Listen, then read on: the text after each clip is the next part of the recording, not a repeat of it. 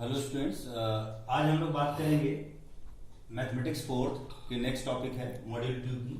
Module 2 start कर चुके हैं हम। प्रीवियस वीडियो में मैंने आपको बताया था कि how to classify the different type of partial differential equation whether they are elliptical और पैराबोलिक और hyperbolic by using the condition of b square minus 4ac is equals to 0 that is parabolic, less than 0 that is elliptical, greater than 0 that is hyperbolic. But in this lecture we will talk about how to solve a differential equation with the help of method of separation of variable।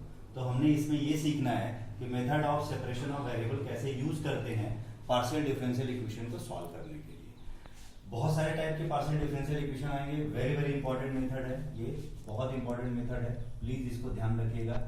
Almost एक numerical लगभग AKTU में अक्सर पूछा जाता है on the basis of method of separation of variable पे। तो मैं 4 डिफरेंट टाइप के प्रॉब्लम चूज कराऊंगा यहाँ पर। अब पहला, दूसरा, तीसरा, चौथा। डिफरेंट कैसे मैं आपको अभी क्लियर कर देता हूँ। पहले में क्या है कि पहला अलग इसलिए कि जनरली z में z is the function of x y. कई बार z ना देके u दिया होगा, u may be function of x y, may be function of x t, as पर क्वेश्चन जैसा होगा हम देख लेंगे उसको ध्यान से, ठीक है। इसलिए अलग है कि z में है।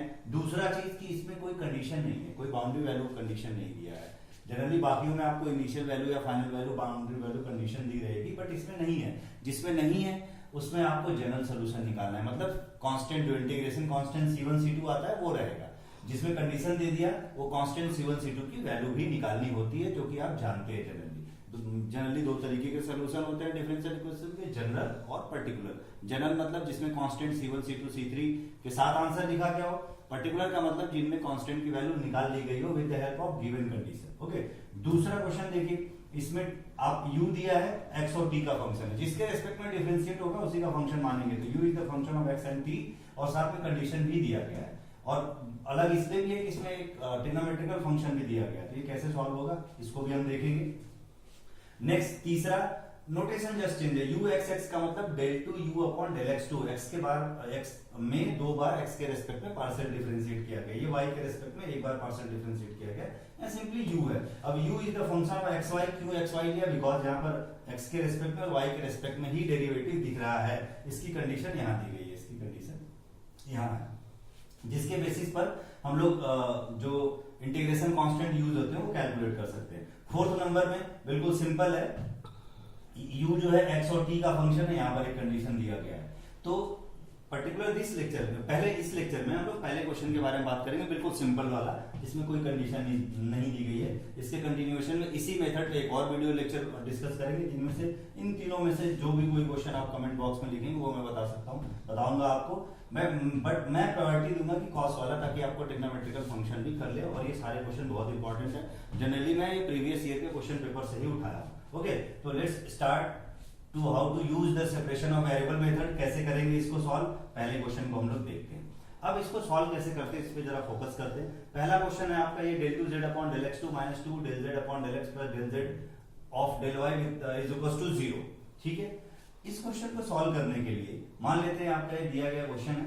तो सबसे पहले हमेशा सेपरेशन ऑफ वेरिएबल मेथड में क्या करते हैं कि z जिस वेरिएबल का फंक्शन होता है, ध्यान रखिएगा मेरी बात, z दिया है तो z, u दिया है तो u, वो किसका फंक्शन है। तो इस क्वेश्चन में देख रहे हैं z is the function of x y, because x और y के रिस्पेक्ट में पार्शियली डिफरेंशिएट है। तो मान के चलेंगे कि z equals to capital X into capital Y। अब मान लीजिए u दिया होता और u is the function of x y, तो यहां लिखते u is equals to capital X into capital Y। मान लीजिए u दिया है but u is the function of x and t, तो आप लिखते हैं u is equals to capital X and capital t। But ध्यान रखिएगा, capital X is a function of small x, capital Y is a function of small y। Similarly अगर x और t दिया होता तो capital X is a function of small x, capital T is a function of small t। ऐसे हम लिखेंगे, यही हमारा सोल्यूशन होगा। बट ये जो कैपिटल X और कैपिटल Y है, इसकी वैल्यू कैलकुलेट करके वापस हमें रखना पड़ेगा। ये method of separation of variable का एक प्रोसेस होता है कि z equals to x into y use करिए अगर z is the function of x y है तो, और कैपिटल X कैपिटल Y में यूज करिए। तो ये हमने सोल्यूशन माना, उसको इक्वेशन नंबर 1 लिखा। इसी में कैपिटल X कैपिटल Y की वैल्यू हमें पुट करनी है आफ्टर सिंप्लीफिकेशन, कि इसकी वैल्यू निकालने के बाद। यहाँ पे बताया गया where x is the function of x only and y is the function of y only. Okay, अब आप क्या करेंगे, ये जेड जो आपने माना कि ये इसका सोल्यूशन है, z equals to capital X into capital Y. अब आप देखेंगे कि जो इक्वेशन दिया गया उसमें कितने ऑर्डर के डेरिवेटिव की रिक्वायरमेंट है, del two z upon del x two, यानी एक्स के रेस्पेक्ट में 2 बार और वाई के रेस्पेक्ट में 1 बार और एक्स के रेस्पेक्ट में ऑब्वियस एक बार, जब 2 बार निकालेंगे तो 1 बार उसमें इंक्लूड हो जाएगा। तो जितनी यहाँ पे जरूरत है ये सारे डेरिवेटिव्स हम निकाल लेंगे और वापस इस इक्वेशन में रखेंगे दिए गए। तो देखिए इस जेड को x इंटू वाई दिया गया, इसको पहले x के रेस्पेक्ट में, स्मॉल x के रेस्पेक्ट में पार्शियली डिफरेंशिएट करते हैं।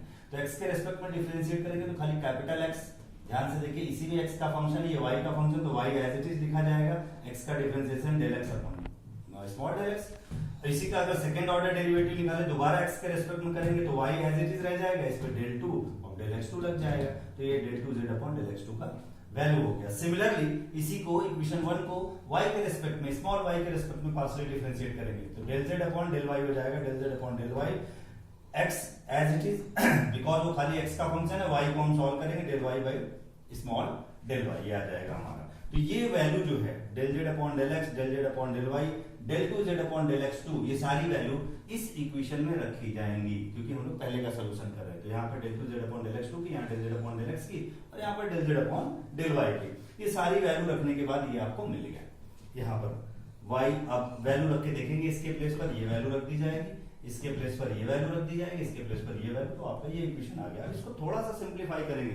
देखिए इसका नाम method of separation of variable क्यों है, क्योंकि लाइक वेरिएबल्स एक साइड, अनलाइक वेरिएबल दूसरे साइड करने की हम कोशिश करेंगे। लाइक मतलब x का डेरिवेटिव है तो x का ही वेरिएबल इधर होना चाहिए, y डेरिवेटिव है तो y का वेरिएबल y के साथ होना चाहिए, ऐसा आपको बनाना पड़ेगा सोचने के बाद। तो कैसे सोचे हम यहाँ पे क्या किए, देखिए आप देख सकते हैं कि x का डेरिवेटिव बट y इसके साथ है, ये x का डेरिवेटिव बट y इसके साथ है, ये y का डेरिवेटिव इसके साथ x, ऐसा नहीं होना चाहिए, इसके साथ y होना चाहिए और x वालों के साथ x होना चाहिए। तो क्या किया, इसमें सिंपली x y का डिवाइड कर दिया, डिवाइड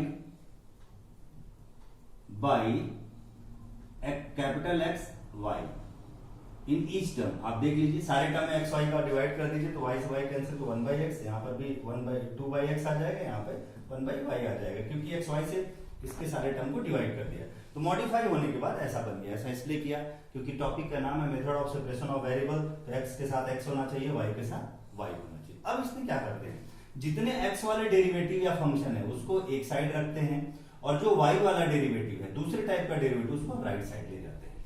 तो आप यहां देख सकते हैं कि 1 by x del 2x upon del x2 minus 2 by x del x upon del x, ये लेफ्ट साइड, इसको राइट साइड ले जाएंगे तो यहाँ पे माइनस लग जाएगा क्योंकि ये प्लस था, इधर जाते ही 1 upon y del y by del x हो जाएगा।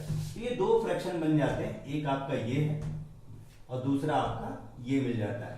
नेगेटिव क्यों हुआ, क्योंकि इधर प्लस था तो राइट साइड जाते ही नेगेटिव हो जाएगा। ओके, अब ये दो इक्वल है, इसको आप किसी कांस्टेंट के बराबर मान सकते हैं, तो इसको हमने माना माइनस पी स्क्वायर। अब ये बहुत इंपॉर्टेंट है, जरा यहाँ ध्यान से सुनिए आप सभी।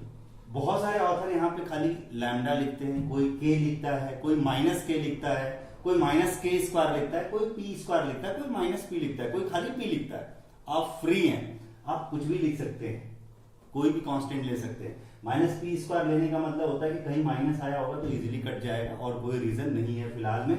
पी स्क्वायर क्यों लिया उसका भी कोई रीजन मैं यहाँ पे डिस्कस नहीं करना चाहता क्योंकि ज्यादा जरूरत नहीं है। आप सिंपली पी ले लो, कोई दिक्कत नहीं है। जब सॉल्व करोगे तो जहां पी स्क्वायर वहां पी लिखोगे, कोई प्रॉब्लम नहीं आएगी।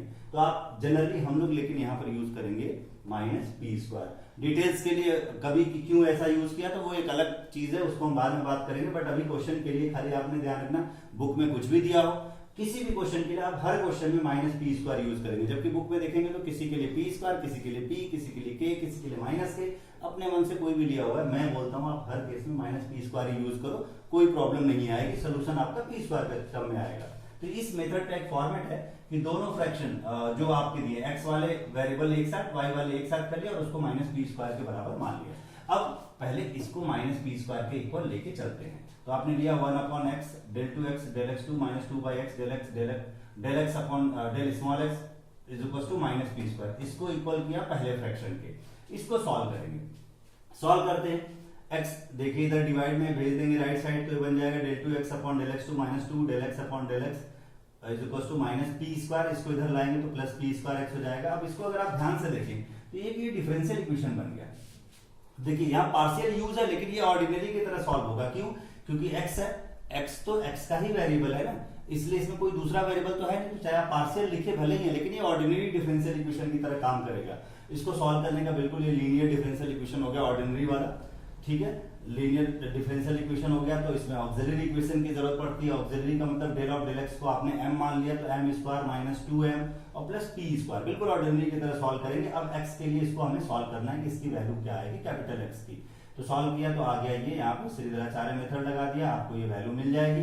अब आप देखेंगे प्लस माइनस सॉल्व करेंगे, 2 कॉमन ले लिया, रूट से बाहर आएगा 4 आ जाएगा, 2 बाहर निकल गया, 2 से 2 कैंसिल, तो m की value 1 plus minus √1 minus p square. ये दो रूट मिल गया, एक बार प्लस साइन लिया तो ये मिलेगा, माइनस साइन लिया तो ये मिलेगा। ये जो आपने निकाला इसके राइट साइड में देखिए 0, आप इस इक्वेशन का सलूशन निकाल रहे हैं यहाँ पर, इस इक्वेशन में जो यहाँ लिखा है इसके राइट साइड में 0, तो इसका खाली CF लिखा जाएगा और ये ऑर्डिनरी टाइप सॉल्व होगा। तो ऑर्डिनरी टाइप में आपको याद होगा कि क्या लिखते हैं यहाँ पे, जिसकी भी वैल्यू निकालनी, हमारा वेरिएबल कैपिटल X है इस क्वेश्चन के लिए, तो capital X is equal to C1 e to the power m1x, m1 की वैल्यू आप देख लीजिए, ये वाली यूज कर ली मैंने, plus C2 e to the power m2x। Please यहाँ नोट डाउन, यहाँ पर x आएगा, स्मॉल x आएगा, because capital X is a function of small x, यहाँ स्मॉल x आएगा, ठीक है, ध्यान रखिएगा। मैं इसको थोड़ा और विजुअल कर देता हूँ, दिस इज स्मॉल x, तो यहाँ पर स्मॉल x आ जाएगा, ठीक है। ये तो आपने ये कैपिटल X का सलूशन लिख लिया, इस डिफरेंशियल इक्वेशन का सलूशन लिख लिया कैपिटल X। सिमिलरली अब हमने दूसरा पार्ट माइनस p स्क्वायर को इक्वेट करना है, ये वाला पार्ट, दोनों पार्ट देखेंगे तो इधर माइनस कैंसिल हो जाएगा, del capital Y upon del small y is equal to y को इधर ट्रांसफर कर दिया, p square y left side ले आए, ये भी एक ऑर्डिनरी लीनियर डिफरेंशियल इक्वेशन बन गया। आप देख सकते हैं इसका auxiliary equation del of del y को के प्लेस पर m minus p square, m की वैल्यू p स्क्वायर आ गई।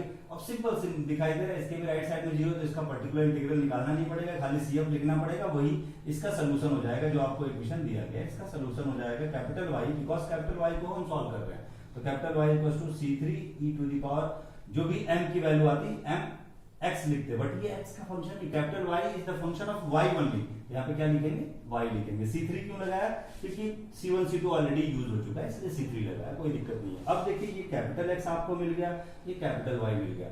अब इक्वेशन थर्ड और फोर्थ से जो कैपिटल X और कैपिटल Y की वैल्यू मिली थी वो इक्वेशन 1 में पुट करेंगे। मैंने आपको पहले ही बोला था कि z equals to capital X into capital Y, अब x और y की वैल्यू हम निकालेंगे और वापस यहाँ रख देंगे, वही हमारा आंसर होगा। तो कैपिटल X की वैल्यू ये आ गई, कैपिटल Y की वैल्यू ये आ गई, दोनों को इस इक्वेशन 1 में रख दिया तो z equals to capital X into capital Y, capital X की वैल्यू ये वाली पूरी एज इट इज और y की वैल्यू ये रख दी। तो ये आपका इस क्वेश्चन का, पहले वाले क्वेश्चन का सॉल्यूशन हो गया। आप जरा ध्यान से देखिए इसको, इसमें आपने आपका जो आंसर है this is general solution, because C1 C2 C3 यहाँ पे जो इंटीग्रेशन कांस्टेंट है वो ऑलरेडी अवेलेबल है, क्योंकि यहाँ कोई कंडीशन नहीं दिया। अगर कोई कंडीशन दिया होता तो C1 C2 C3 की वैल्यू निकालते, आगे और सॉल्व करते। जैसे अगर हम नेक्स्ट लेक्चर में इनमें से किसी क्वेश्चन को सॉल्व करेंगे जिनमें कंडीशन दिया गया है, तो हम देखेंगे कि कंडीशन यूज करके C1 C2 C3 की वैल्यू कैसे कैलकुलेट करते हैं। तो एक बार मैं समराइज कर देता हूँ, आप कोशिश जरूर करिएगा क्वेश्चन सॉल्व करने की। जो भी z या u दिया होगा उसको कैपिटल X कैपिटल Y का फंक्शन मानेंगे, हो सकता है कि x और t का हो तो x और t मानेंगे। फिर जो जो रिक्वायरमेंट है कि दो डेरिवेटिव दो बार डिफरेंशिएट है कि एक बार डिफरेंशिएट है, डेल z का del z upon del x, del z upon del y, del q z upon del x को निकाल के यहाँ पे रख देंगे। फिर सारे x एक साइड सारे y एक साइड सेपरेट करेंगे और उसको माइनस p स्क्वायर मान लेंगे। फिर पहले को माइनस p स्क्वायर को इक्वेट करेंगे, दूसरे को माइनस p स्क्वायर को इक्वेट करेंगे। पहले से कैपिटल X मिल जाएगा, दूसरे से कैपिटल Y मिल जाएगा। इसमें आप देख सकते हैं ये पार्शियल लगा लेकिन ऑर्डिनरी की तरह ट्रीट करेगा। क्यों? क्योंकि x जो है खाली स्मॉल x का ही फंक्शन है, तो कोई दूसरा वेरिएबल है ही नहीं, तो चाहे पार्शियल बोलो चाहे ऑर्डिनरी, तो ये ऑर्डिनरी जैसा ट्रीट होगा। लिखा भले पार्शियल बट ट्रीट होगा ऑर्डिनरी जैसा, because capital X is the function of x only.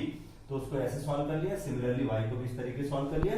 तो आप वैल्यू रख देंगे x y की, तो ये आपका सॉल्यूशन हो जाएगा। वेरी वेरी इंपॉर्टेंट मेथड, तो स्टूडेंट इसको जरूर ट्राई करें, एटलीस्ट एक दो क्वेश्चन सॉल्व करने की कोशिश करिएगा। नेक्स्ट वीडियो में से इनमें से किसी एक क्वेश्चन का मैं सॉल्यूशन जरूर बताऊंगा, ताकि आपको ये पता लग जाए कि how to use the boundary conditions, कि हम C1 C2 C3 को कैसे इवैल्यूएट करेंगे। तो इस वीडियो में आप प्लीज इस मेथड को सॉल्व करिए कुछ क्वेश्चन लेकर के। Okay, thank you.